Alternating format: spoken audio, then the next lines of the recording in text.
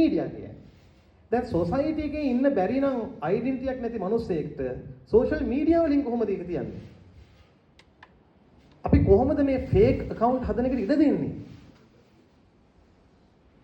Facebook එකේ fake account හදනවා.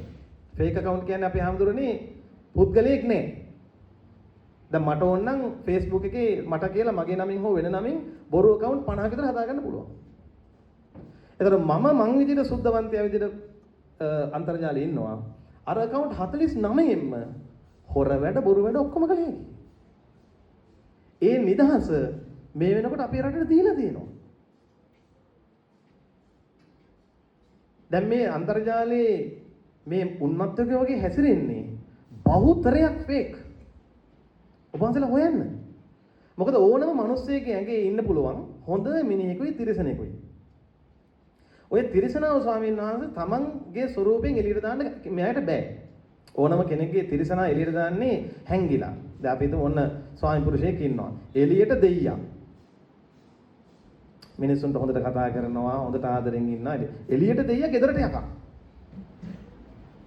පොඩ්ඩ බැරි වෙන්න බෑ, හොස්සනගේ මැස්ස යන්න බෑ, ගෑනු කෙනාට ගහගෙන බත් මුට්ටි පොළවේ ගහගෙන තමයි ජීවත් වෙන්නේ. දැන් බලන්න තිරිසනා හිටියේ එළියේ නෙමෙයි. තිරිසනා හිටියේ ගෙදර බිත්ති වලින් ආරක්ෂාල ඇතුලේ.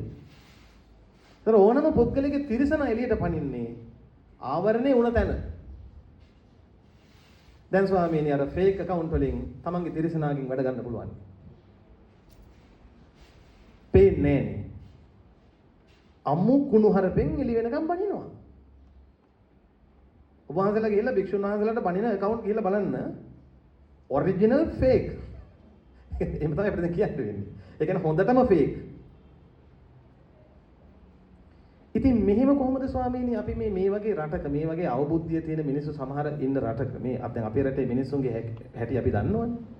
ඊර්ෂ්‍යාවෙන් පෙඟිලා, කුහකකමෙන් පෙඟිලා, පෙත් සංගහගෙන, හදි වුණියම් කරගෙන වුණියම් අලු වියගෙන. මේකේ මේ ඉන්න IQ level එක අඩු මිනිස්සු තව fake account උත් හදාගත්තාම මේ රට ඉස්සරහට යයිද? ඒක නිකන් හරියට අපේ හැමදෙරෝනේ දුවන අස්සයට අංගාව වගේ වැඩක් නේ. අස්සෙක්ට අං නැති හින්දා හොඳයි. හැබැයි අංගාවොත් මු දුවදු අනින්න ගන්නවා. දැන් ඒකටම හරියන්න වෙලා තිනවා AI. දැන් මං නොකියව දෙයක් මේ කිව්වා වගේම වීඩියෝ හදලා එළියට දාන්න ඒ නිදහසත් ලැබිලා තියෙනවා කිසිම නියාමනයකින් තොරව. ඒ කියන්නේ සරලව ගෙදර ඉන්න පොඩි ළමයෙකුට මන්න පිහියක් දීලා තියෙනවා අම්මත් නෑ ළඟ තාත්තත් නෑ.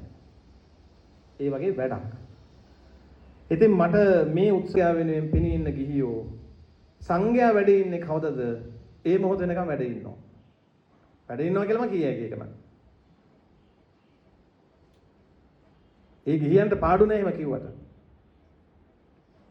ඔබ අන්සලා ඒකට බය තියාගන්න එපා. ඇයි? සංඝයාට ගරහන අයට තැනක් නොතැනක් වෙලාවක් කලාවක් නැති වුණාට අපේ හාමුදුරනේ සංඝයාට උපස්ථාන කරන අයට ඒකට තැනක් වෙලාවක් තියෙනවා. හැම වෙලෙම කිය මම මෙහෙමයි කිය කරනයි නෙමෙයි. එයා ඒගොල්ලන්ගේ ඩියුටි යටින් කරගෙන යනවා. දැන් බලන්න මේ මහා විහාරේ එක දේවල් හදන්න දායක වෙච්ච ගියු කී දෙනෙක් ඇද්ද? සමහර තැන්වල නම් ගහලත් නැහැ.